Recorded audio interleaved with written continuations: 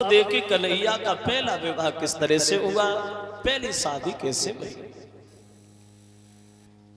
एक ब्याह नायबो नरे भाई, पहले ये कोई प्रतिबंध नहीं था कि शादी एक ही करो, मन में आए तो नहीं करो, जोले होए तब तक करो, कोई नियम नहीं।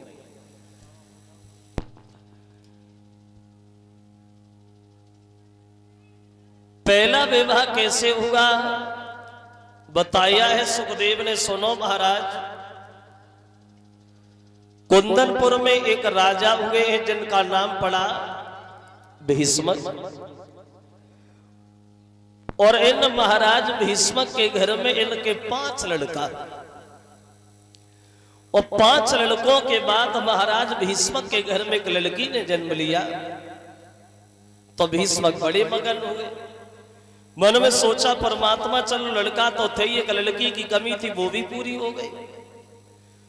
तो जब लड़की पैदा हुई तो एक दिन देवर्षि नारद महाराज के घर पे गए तो भीष्मक ने बड़ा सम्मान किया, आइए बाबा पधारो, बड़े शुभ घड़ियों में आना हुआ है आपका, बड़े अच्छे अवसर पर पदार्पण हुआ है आपका, हमारे घर में एक बेटी पैदा हुई है, अब आप आई गए हो तो हमें ये बताओ हमारी बेटी का भविष्य कैसा रहेगा, हमारी बेटी का जीवन कैसा रहेगा, हमारी बेटी का नाम क्या रखोगे, और साथ साथ हमें एक बात और बताते जाना बाबा, हमारे दामाद कौन बनेंगे, हमारी बेटी का विवाह किससे होगा।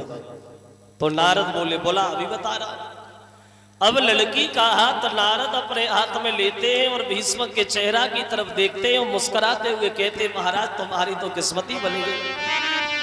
बोले क्यों? तो नारद हंसते हुए बोले, महाराज सुनो, बात ये है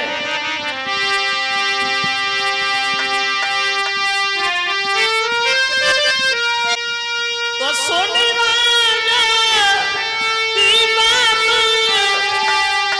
और मुनि ने हाथ पत्रिका लिया, और बोले सोधी बाजी लगन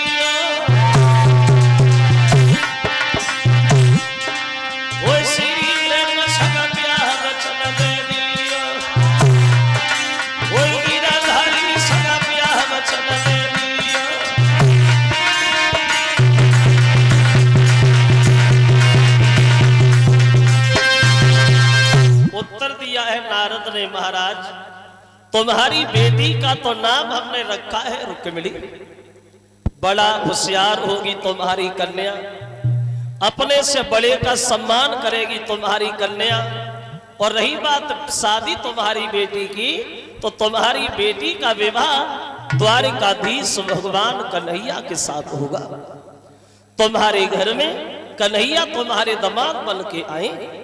और जो नारद के ये शब्द भीष्मक ने सुने तो भीष्मक को खुशी का ठिकाना नहीं रहा, गद्दी से उछल पड़े खुशी के मारे और बोले, क्या कहा नारद, हमारी बेटी का विवाह कन्हैया से होगा, मेरे दामाद बनेंगे भगवान, तो हमारी किस्मत बन जाएगी नारद, मेरा जीवन धन्य हो जाएगा। अगर कन्हैया के पैर हमारे आंगन में पड़े तो मेरा आंगन पवित्र हो जाएगा, मेरा खानदान पवित्र हो जाएगा, बाबा हमारी तो किस्मती बन जाएगी। अब नारद की तरफ देख के भीष्मक बड़े मगन हुए, बहुत खुश हुए। और ऐसा ही नहीं, अरे खुश छाई गई मन में,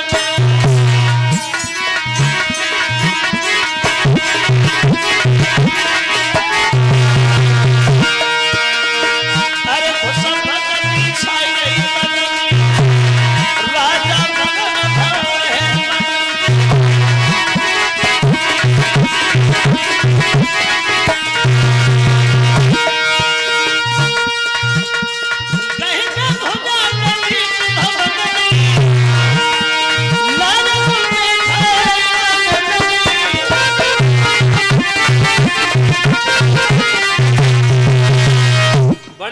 मगन हुए बाबा। अगर कन्हैया हमारे घर में शादी करने आए, कन्हैया से मेरा विवाह हुआ तो मेरा आंगन पवित्र हो जाएगा, मेरा जीवन धन्य हो जाएगा, मेरा खानदान पवित्र हो जाएगा।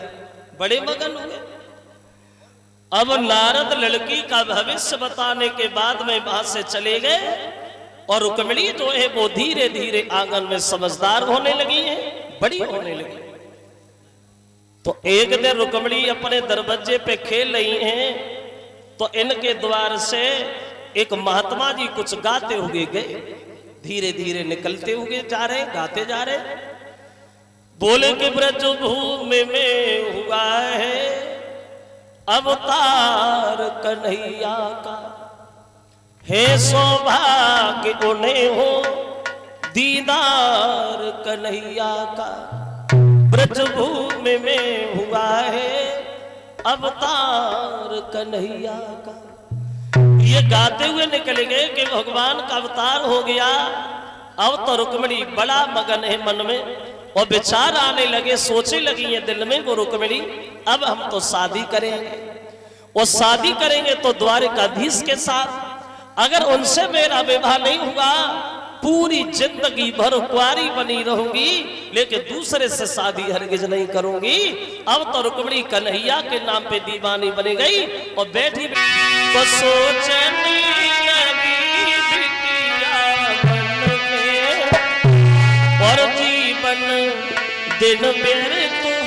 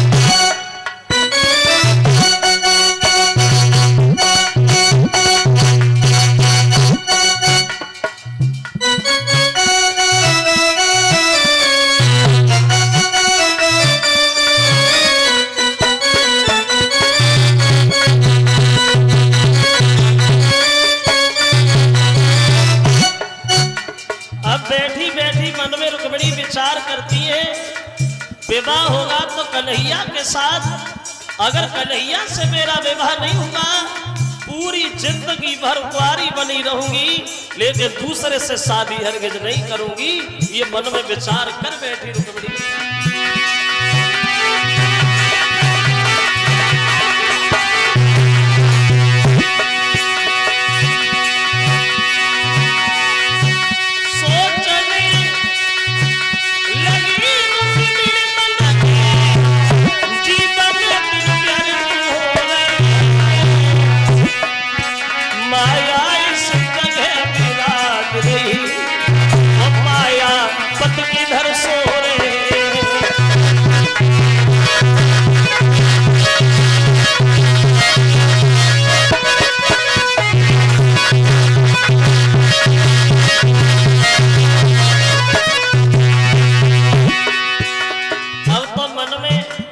विचार कर रही है, सोच रही है, विवाह करूंगी तो द्वारिकाधीश के साथ, अन्यथा हम शादी जीवन में नहीं करेंगे। पूरी जिंदगी भर कुंवारे रहेंगे, लेकिन विवाह नहीं करेंगे। और ऐसा ही नहीं।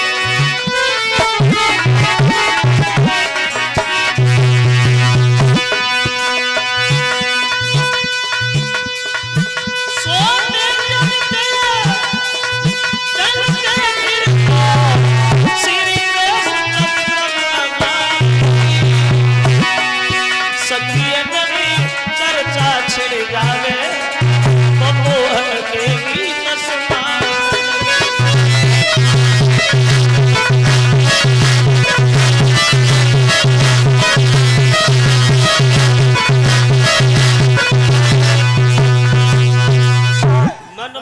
रुक्मिणी ने फैसला कर लिया, विवाह होगा तो कन्हैया के साथ हमारा, अगर कन्हैया से मेरा विवाह न होता है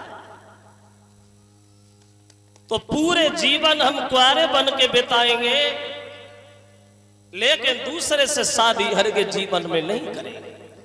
ये रुक्मिणी ने मन में एक संकल्प कर लिया, विवाह होगा तो भगवान श्याम सुंदर से, अन्यथा हमारी शादी किसी के साथ नहीं होगी। आंख में आया, उसी ने उसी का इनाम ले दिया। एक खड़े होके कहने लगा, महाराज बताए, बोलो बोलो। कहने लगा, प्रभु अगर हमसे पूछा जाए तो हमारे निगाह में रुक्मिणी की शादी के लिए कौरवों के राजा दुर्योधन का नाम आ रहा है। अगर दुर्योधन से शादी हो जाए तो कैसी रहेगी? तब तक दूसरा चिल्लाने लगा, नहीं बिल्कुल नहीं, घमंडी है दुर्योधन, सगे भाइयों का सगा नहीं होगा, कोई और देखो। तब तक तीसरा बोलने लगा, महाराज मगध के रहने वाले जरासंध कैसे रहेंगे? वो भी बड़ा राजा है, उससे विवाह कर दो। चौथा बात काटते हुए बोला, बुद्धि खराब है, जरासंध कायर है, 17 बार युद्ध में पराजित किया कन्हैयालों से, उम्र का ज्यादा है, वो ठीक नहीं रहेगा।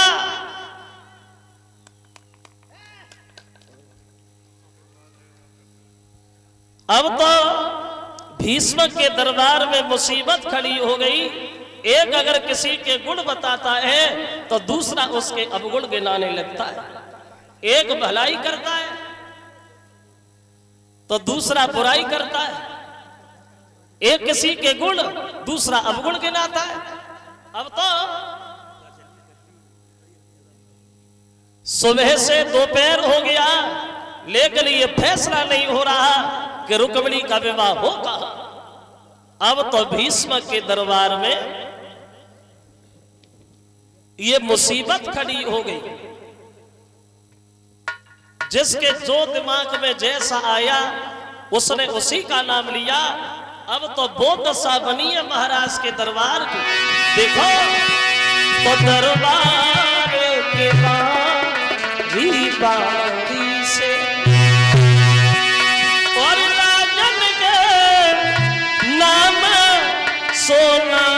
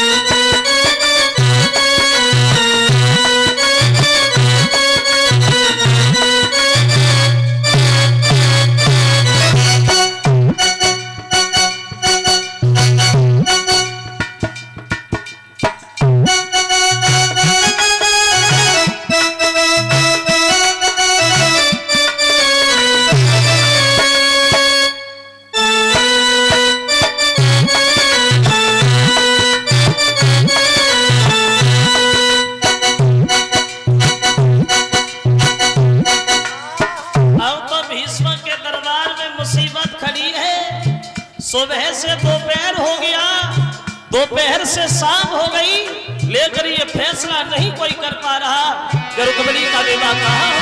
वो दशा बनी।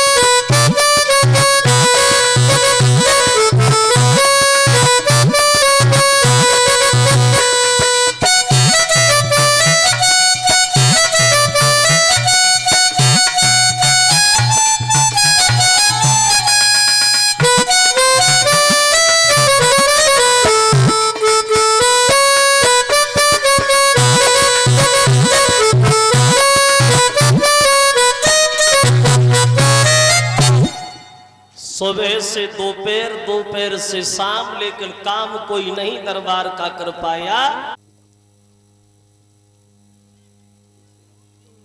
ये 101 मुद्राएं से जो हमें सम्मानित कर रहे हैं, हमारे सभी साथियों को भेंट कर रहे हैं 50-50 रुपया श्रीमान अरुण यादव और तरुण यादव, जो ये बेंगलोर के रहने वाले हैं, उनकी तरफ से।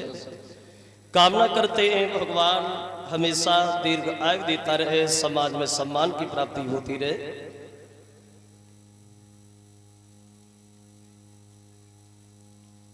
और ये एक हार आया है और 1100 रुपये भंडारे में और सभी साथियों को सम्मानित किया है। ये जितेंद्र कुमार यादव, जो ये सिकोहाबाद के रहने वाले हैं, उनकी तरफ से। खैर, जब वो खड़ा होके बोला, महाराज हम ये चाहते हैं अगर हमारी बहन रुक्मिणी का विवाह द्वारिकाधीश भगवान कन्हैया के साथ हो जाए तो कैसा रहेगा? बढ़िया परिवार है, समाज में सम्मान है। अगर रुक्मिणी की शादी कन्हैया, और हम ये भी जानते कन्हैया से अच्छा लड़का दुनिया में और कोई नहीं, अगर कन्हैया से शादी कर दो तो। जो भीष्मक ने ये शब्द सुने, खुशी के मारे गद्दी से उछल पड़े, बेटा जी तो मेरा विचार, कोई बात नहीं, बात को बंद कर दिया जाए, खबर भेज दी जाए उग्रसेन के पास। कुंदरपुर नरेश महाराज भीष्मक अपनी बेटी रुक्मिणी का टीका चढ़ाने के लिए आ रहे, बात खुश, बात खुश। लेकिन तब तक उनका सबसे लड़का रुकुम खड़ा हो गया, बीच में चिल्लाने लगा, बुद्धि खराब है तुम्हारी, पागल हो गए हो? अरे किसकी बड़ाई करने में लगे हो तुम? बन बन में गाय चराने वाला, दही माखन को लूट लूट के खाने वाला, बंसी बजा के औरतों के बीच में नाचने वाला वो ग्वाला, क्या हम अपनी बहन की शादी उस ग्वाले के साथ करेंगे? हरगिज नहीं, बिल्कुल नहीं। और कोई देखो तो भीष्मक ने उत्तर दिया, इसमें चिल्लाने वाली बात क्या है रुकुम?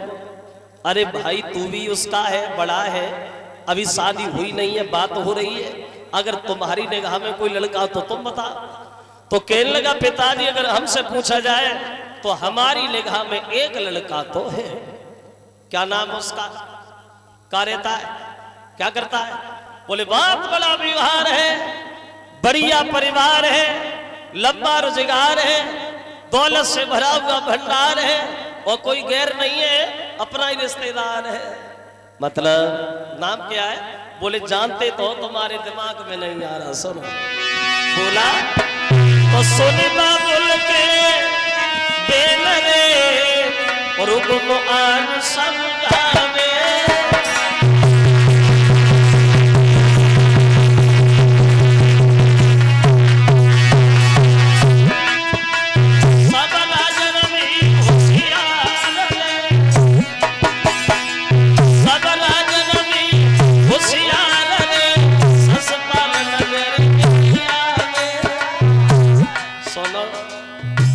चंदेरी का रहने वाला, रूप जिसका निराला है, दिल का बड़ा भोला भाला है, गोरा है न कि काला है, और रिश्ता में साला है।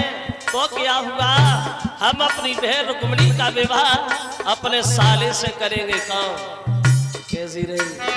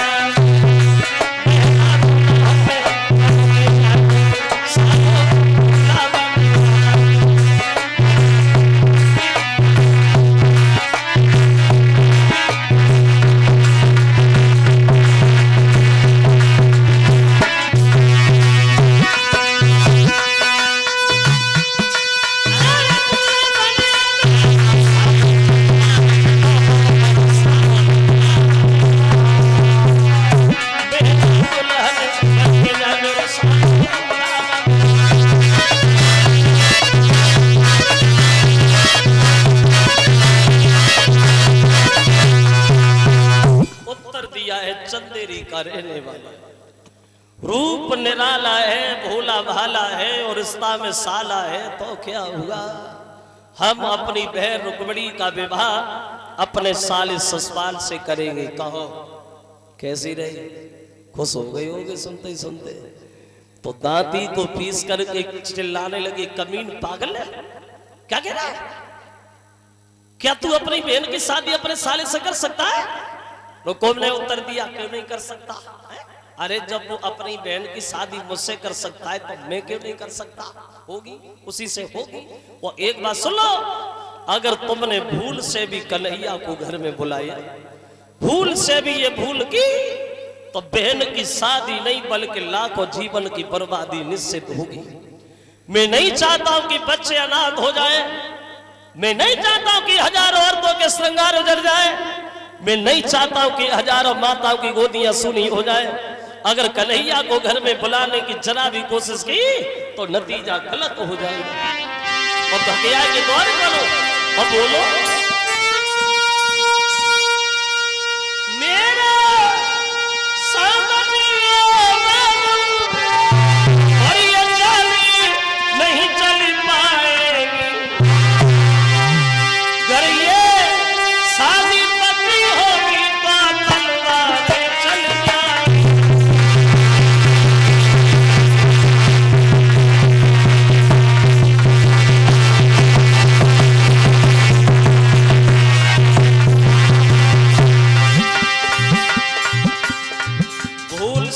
तुमने भूल घर में की, उस ग्वाले को आंगन में बुलाया तो जीवन की बर्बादी निश्चित है। और बोला,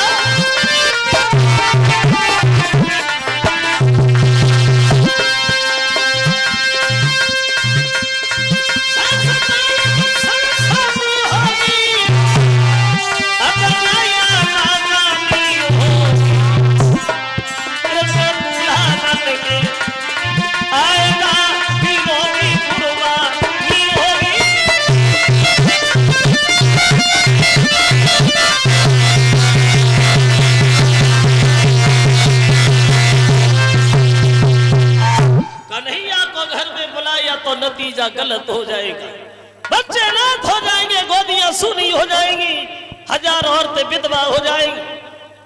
तो भीष्म कहने लगे, देखो रुको, हम जानते तू घर में बड़ा है, लेकिन मैं पिता अपनी बेटी का भला बुरा अच्छी तरह से जानता। कन्हैया अगर घर में आएंगे तो मेरी बात समझ ले और सोच ले, तेरा समाज में बहुत सम्मान होगा।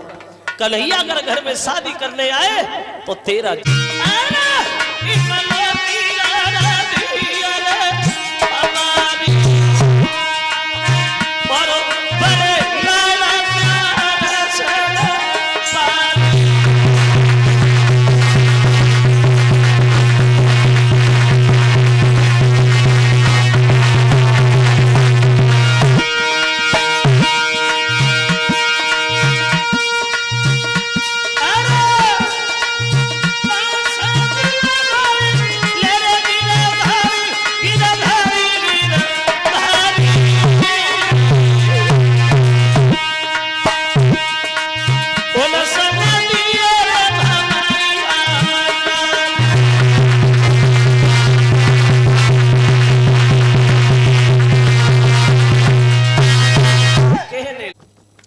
कन्हैया से शादी कर दो।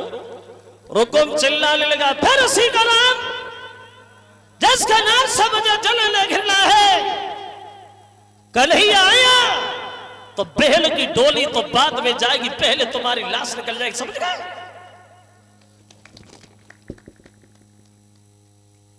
उठा वो चला गया और नाई और ब्राह्मण से बोला है, इधर आ पंडित जी।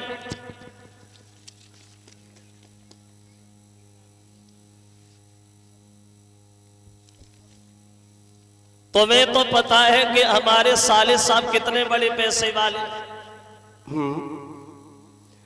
चंदेरी में जा और हमारे साले ससपाल को हमारी बहन का टीका चढ़ा के आ, और उससे जाके कहना, भैया हम उसके बराबर तो नहीं है लेकिन जैसे भी है वो निभा जरूर ले। एक खत भी लिखा क्या लिखा? चंदेरी के बसने वाले साले ससपाल, आज हम और तुम बराबर होने जा रहे। तुमने अपनी बहन की शादी मुझसे की, इसलिए हमने सोचा हम अपनी बहन की शादी भी तुमसे कर रहे। लेकिन एक बात ध्यान रखना, बड़ा होशियारी के साथ आना, फौज लेके आना, क्योंकि हमारे पिताजी कन्हैया का नाम ज्यादा ले।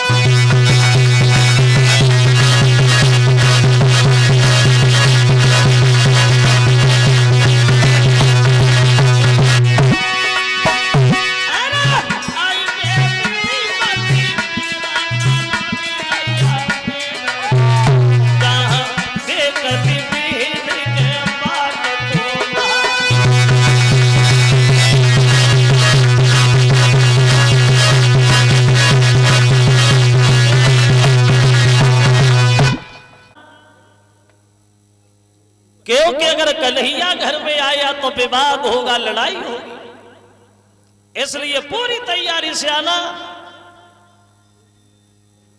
और वो खत जो है वो नाई और ब्राह्मण को दिया, कलेजा पंडित जी।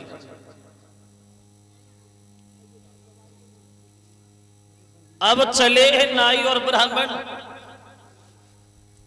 कुंदनपुर से चंदेरी में, जहां ससपाल का दरबार लगा है, पहुंच गए। जो ससपाल ने देखा, ब्राह्मण देवा कहां से आए? जवाब दिया हम कुंदनपुर से आए। तो ससपाल बोलो वहां तो हमारी रिश्तेदारी। बोले हाँ, तुम्हारे बहनोई ने भेजा है हमें ससपाल। क्यों? बोले हम तुम्हें बता रहे ससपाल, तुम्हारे बहनोई अपनी बहन की शादी के लिए तुम्हें चुना है, अर्थात रुक्मिणी से शादी करने का तुम्हारा क्या विचार है ससपाल? और जो ससपाल ने जिस बात सुनी कि रुक्मिणी से शादी, बहनोई की बहन से शादी, मेरी बहन की नंद से शादी, और तुम मुझसे ये पूछ रहे मेरा विचार? अरे मेरा विचार तो ये है पंडित जी, भगवान करे हमारी जैसे बहनोई सबका को मिले, हम तैयार, एक कदम तैयार। लेकिन जब खत खोला पड़ा तो कन्हैया का नाम पढ़ते ही पढ़ते उसका दिल दबने लगा। क्यों पंडित जी?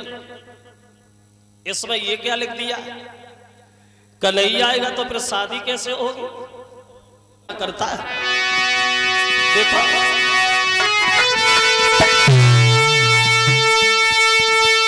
तो सगे सूर्य सामंत और तीर बल बल दैया दे मन में, वो कंधा में धनुष और बाण तेरा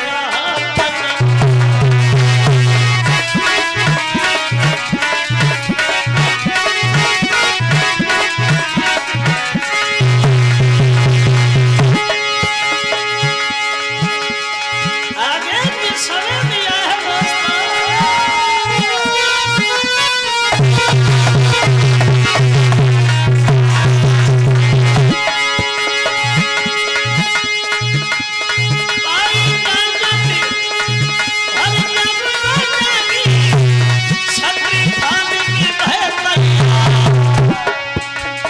पहले नगारे के बाजत खड़ी बोल बेटंगा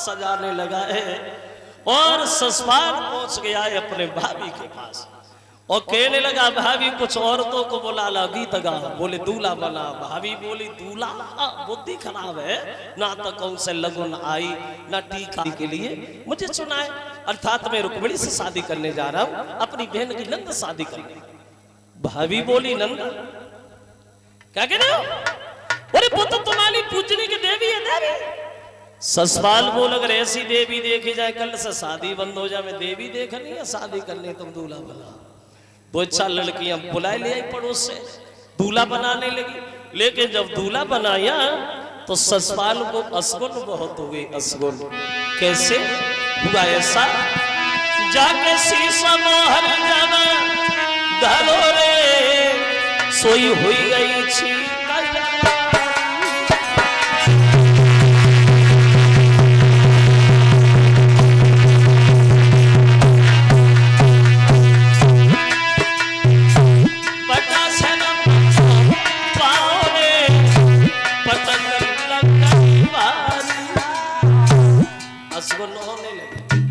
सर पे मोर रखा चीख हो गई फटा से पैर फिसल गया गिरे गए और जो ससुराल गिरे एक लड़की गीत गाना तो भूल गई बीच में हंसना शुरू हो गई और जैसे लड़की को हंसता हुआ देखा तो ससुराल को गुस्सा आ गया ये लड़की क्यों हंसी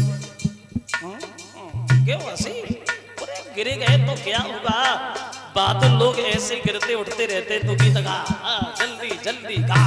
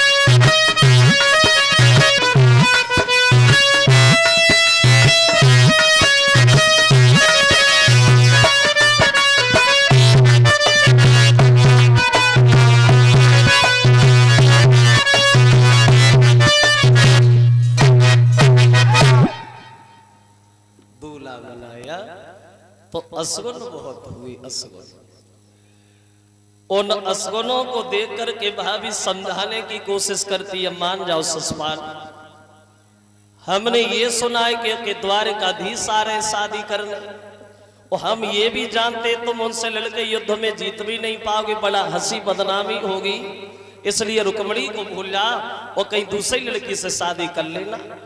ससुराल बोलो भाभी तुमने देखी नहीं है हमने देखी हमारी बहन की नंद है इतनी तो सुंदर है, इतनी तो सुंदर है, अंधेरे में बैठा दो तो दीपक जलाने की जरूरत नहीं पड़ती, दूर से चमक जाती है। क्या लाऊंगा तो देखते रह जाओगे। अब के दीनन हितकारी श्याम भैया तुम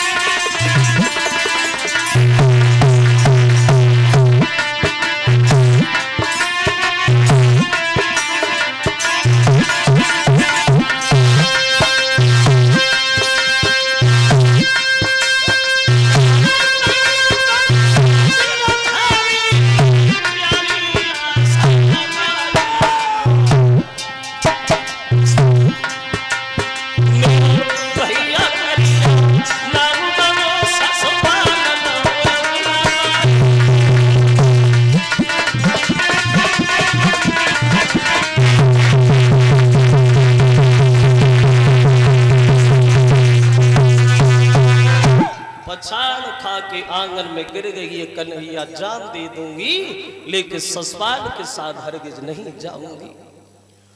बैठी बैठी रुक्मिणी ना आंगन में रो रही है कन्हैया की याद। महात्मा एक ब्राह्मण देवता का आना हो गया।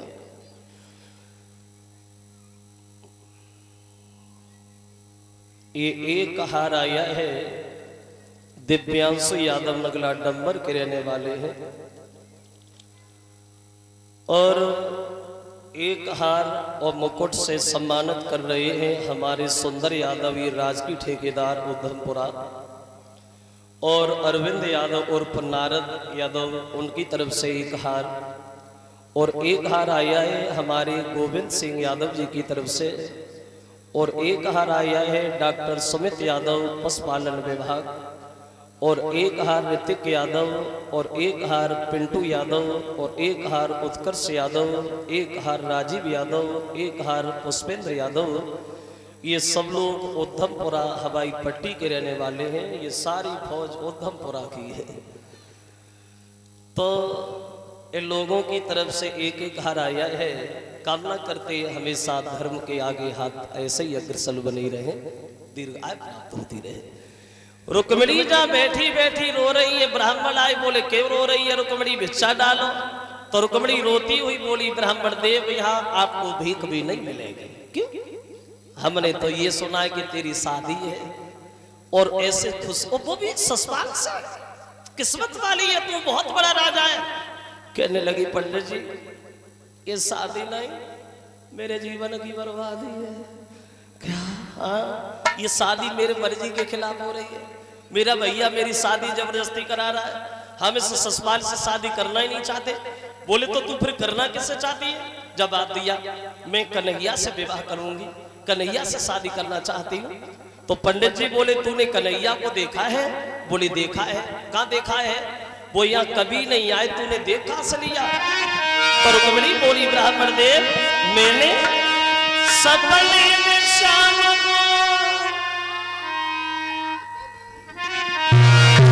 देखो, तो बोली कि मैंने सपने में श्याम को देखो है सुनी पंडित जी।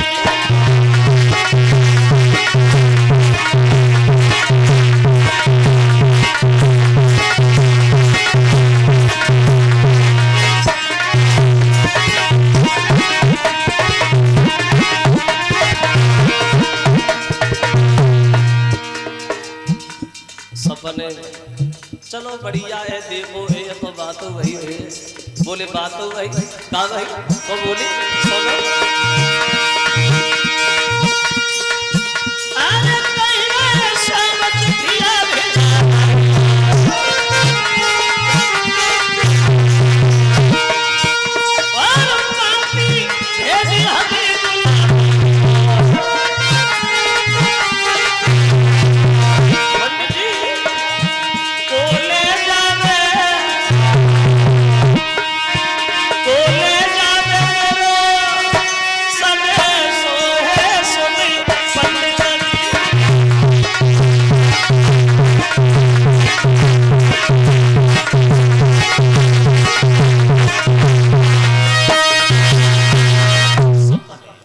कन्हैया ने ये कहा था कि जब ससुराल बारात लेके आ जाए तो तुम चिंता न करना, खत भेज देना, हम गले जाऊंगा।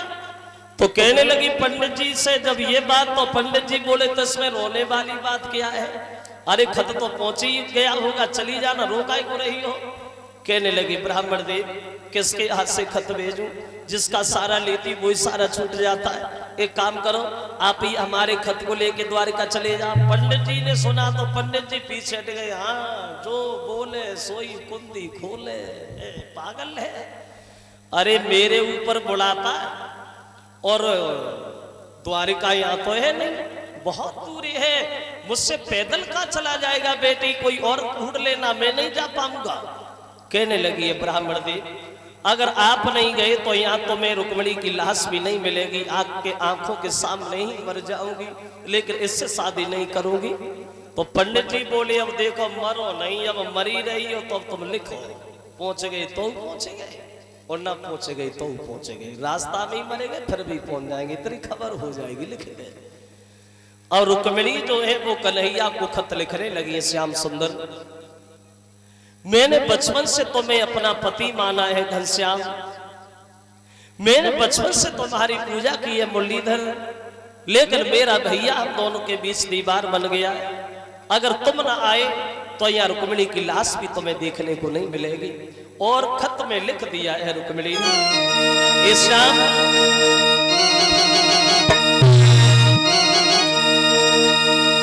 अरे खत लिखे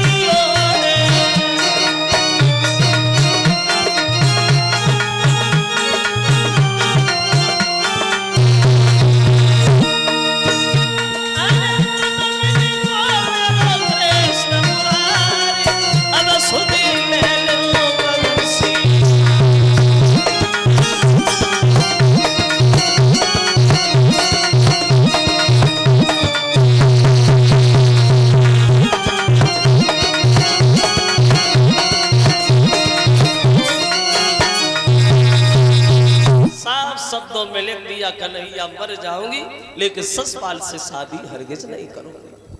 और वो खत जो है बूढ़े से ब्राह्मण को दिया, कल ले जाइए पंडित जी जाओ। अब बूढ़े से ब्राह्मण चले कुंदनपुर से द्वारिका के लिए, मन में विचार आ रहे चलो दो काम बनेंगे, दर्शन होंगे और काम भी रुक्मिणी का होगा, ये सोच के आगे बढ़े। लेकिन ज्यादा नहीं, थोड़े चल पाए, दो चार खेत ही निकल पाए, लेकिन बुढ़ापे में पैदल ही नहीं चला गया। तो पंडित जी ने मन में सोचा अब ज्यादा ताकत भी लगाना ठीक नहीं है, बुढ़ापा है बिना मतलब में, चलो आराम कर ले फिर आगे बढ़ेंगे। तो सुंदर सी छाया देखी, पंडित जी मन में एक विचार करते बोले कि भारी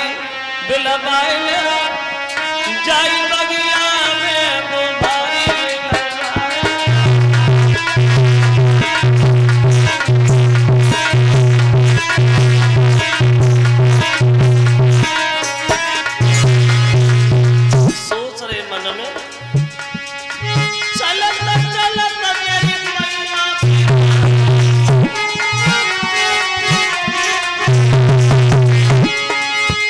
और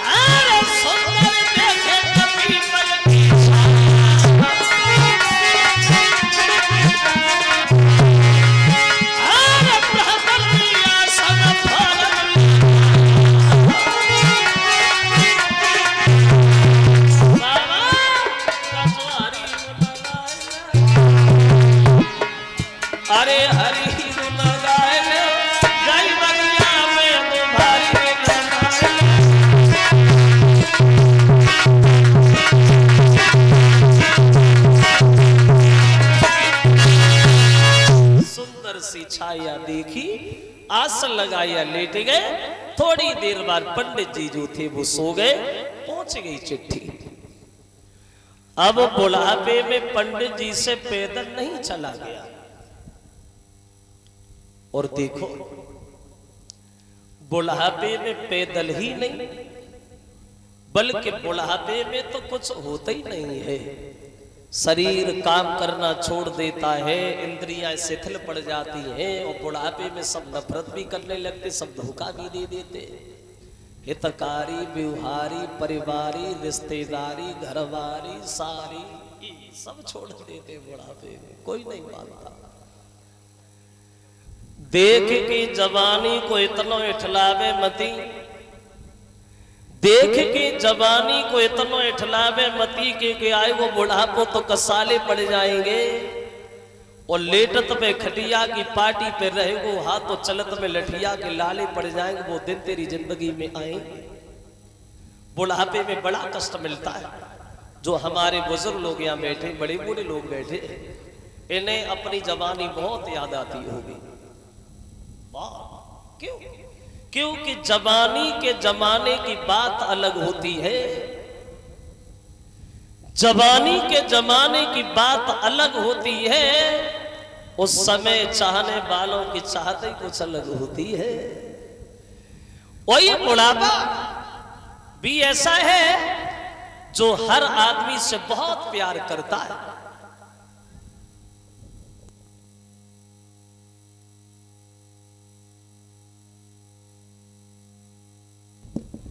कलश वाली कन्या खड़ी हो जाएगी। और बुढ़ापा बहुत मानता है। और बुढ़ापे से बचने के लिए आदमी क्या नहीं करता है, सब कुछ करता है। देखा कि बाल सफेद भये, भज गए डाई कराए आए, हम बूढ़े कहाँ हैं, हमें जैसे ही है। लेकिन पीछा नहीं छूटा मौत और बुढ़ापे से। एक कवि कहता है कि पहला लगवाइए बरओई महल में चोरी मेरा।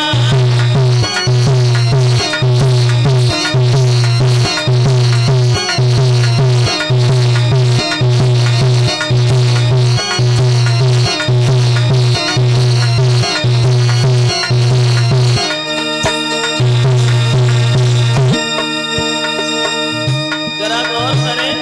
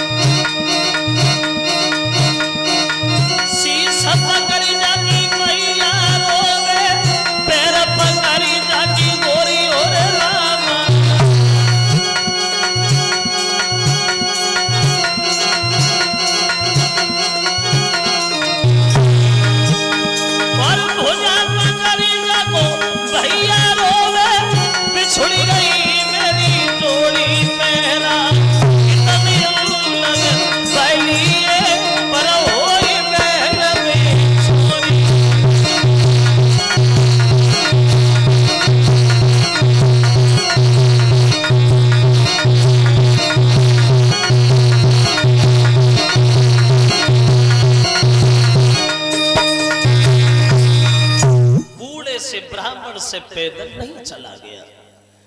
तो कन्हैया देखते हुआ वो काम तो हमारा हो गया, अब हमें आज्ञा दे दो, हम अपने घर जाएं। तो बलराम बोले पंडित जी कुछ दान, बोले दान नहीं, सिर्फ हमें आज्ञा चाहिए।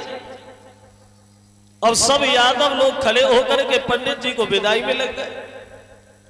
पंडित जी थोड़ी दूर दरवाजे पर पहुंच पाए तो कन्हैया ने इशारा कर दिया, तो पंडित जी द्वार पे बैठ गए और बड़ा तेज हाँफना खांसना शुरू हो गए।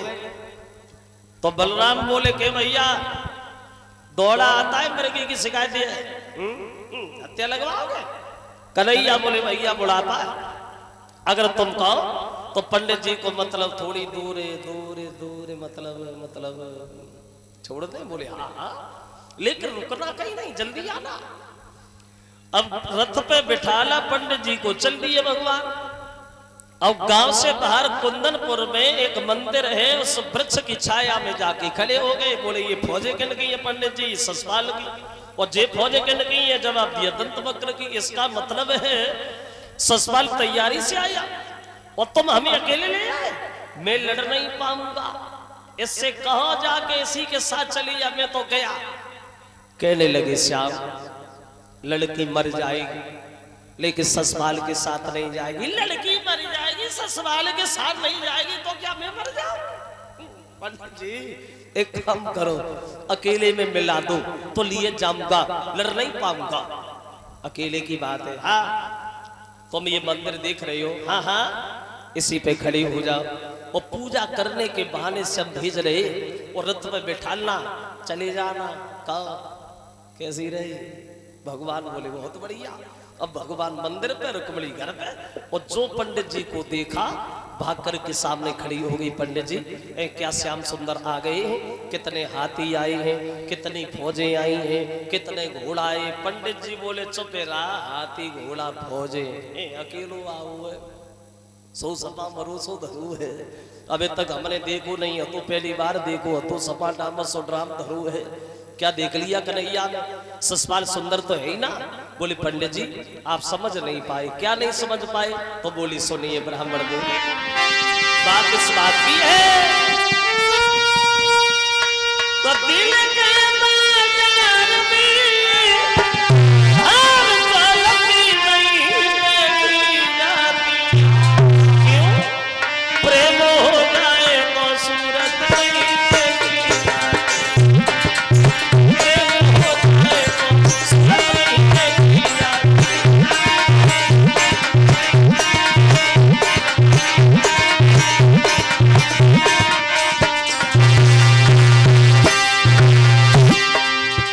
ब्राह्मण देव सुना, प्रेमी लोग इसी प्रण पे जिया करते हैं। प्रेम के नाम पर जो प्राण दिया करते हैं, क्या बुरा करते हैं जो प्रेम में दिल देते हैं।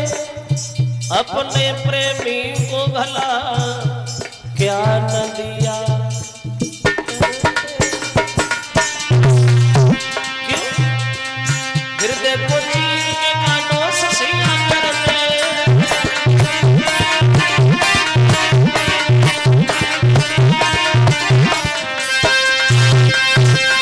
उतर दिया, अकेले आए हैं, मंदिर पे खड़े हैं, पूजा करने के बहाने जा और रथ पे बैठना, चली जाना।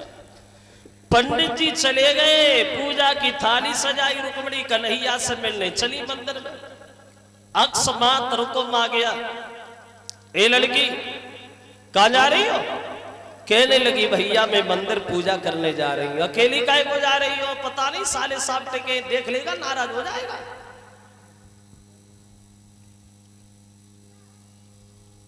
5-6 लड़कियां रुक्मिणी के साथ चली मंदिर में पूजा करने। रुक्मिणी काऊ से नहीं बोली, बोली जा से नहीं को मंदिर में उदा मना मचाए कन्हैया चली ना जाए। जब नहीं बोली तो एक लड़की बोली क्यों? पहले जब खूब बातें करूं करते थी, हम कुछ बोली नहीं रही। दूसरी बोली चुप रहा, बरात ना आएगी ता घमंड में चढ़ बत्ती मत बोले खा कर ले। जो 5-6 लड़की हाथ में देखी, भगवान सोचने लगे बाहरी पंडित हमने एक बोलाई उन्हें लाइन लगाई दे। अब जहां में जय समझ में नहीं आ रही कि रुक्मिणी कौन सी है, और जय बात रुक्मिणी सोचने लगी कहीं हमारे धोखे का दूसरी को अंदर ले जाए। और जो से हाथ में कंगन बंधो रहे, तो ये हाथ उठाए के पूछने लगी, बहन ऐजे मोर को मुकुट कमर में बंसी बजाते हो? हाँ बजा दीजिए। नहीं बजाऊंगा। क्यों? बोले जो आज हमने बजाई बसुरिया, जो चारों ओर दुश्मन लगे सब तो डालेंगे बसुरिया। बिना मतलब के काम नहीं। तो बोली ने दिखा। अब कन्हैया ने बंसी को नीचे लटकाया, रुक्मिणी ने हाथ ऊपर बढ़ाया, भगवान ने बंसी झोली में डाली, रुक्मिणी का हाथ पकड़ लिया, उठा कर रथ में बैठा लिया, रथ लेके चल दिए। और जो रथ चलते तो देखो वे संग की बिटनियां भाजी गिरती जाए भजती जाए, पछाड़ खा के आंगन में गिरी। रुकम आगे रुक्मिणी कहाँ है? एक बोली भैया तुमने मंदिर में भेजा था ना, वह पता नहीं कौन खड़ा था। रुक्मिणी का हाथ पकड़ा, उठा के रथ में बैठा लिया, रथ लेके चला गया। दूसरी बोली लेगा सो ठीक लेगा। हम तो जब सोच के मरे जाते ना कि पता ना कब की सल रहे उन्होंने कुआना कहानी नहीं करी, बोली को बैठ गई चुपचाप। रुकम बोला जानता मेरी बहन को ले जाने वाला कौन है, लेकिन ये बात किसी के कानों कान भनक नहीं पड़नी चाहिए। हम अभी गए ओ अभी आए, घेर लिया चारों तरफ से, चिल्लाने लगा दही माखन को लूट लूट के खाने वाले ग्वाला, ये औरतों का धन्ना कब से चुराने का शुरू किया तूने? कन्हैया बोले लड़ेगा? बोले लड़ेंगे नहीं, तलफा तलफा के मारेंगे, देखने वालों का कलेजा हिल जाएगा, समझ जाएंगे दुनिया के लोग रुक्मिणी का हरण करने का नतीजा क्या होगा। अरे रस से नीचे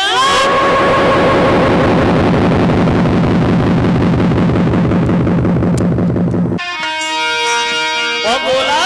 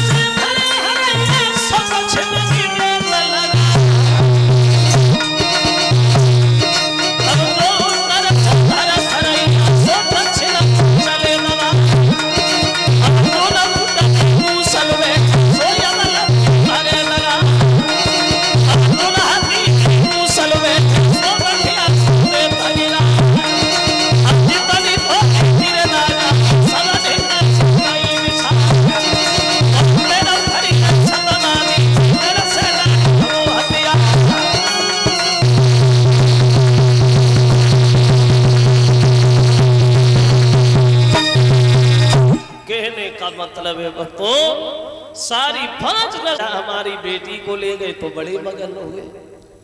बड़ा विधि विधान के साथ अपनी बेटी की शादी कन्हैया से कर रहे। शादी हो रही है, महिलाएं गीत गा रही और गीत गाते गाते एंटीना घूम गया, कन्हैया को गा लिया। जैसा हमने उस दिन बताया था कि गाली वाली परंपरा तो आज भी चल रही है, हमारे यहाँ शादियों में गाली गाई जाती है, मगर गाली पहले ऐसी नहीं गाई जाती थी जैसे आजकल गाली गाई जाती है। हो सकता है पहले लोग इतने पढ़े लिखे नहीं होंगे, अब पढ़े लिखे ज्यादा है, तासे पढ़ी लिखी गाली देती है। देखा होगा कथा भागवत में इन लोगों से कहो कीर्तन बोल लो तो कोई नहीं बोलती, क्योंकि शर्म लगती है। और जेई औरतें काव को ब्याह होए तेल ताई होए, फिर देखो झटका है ना के।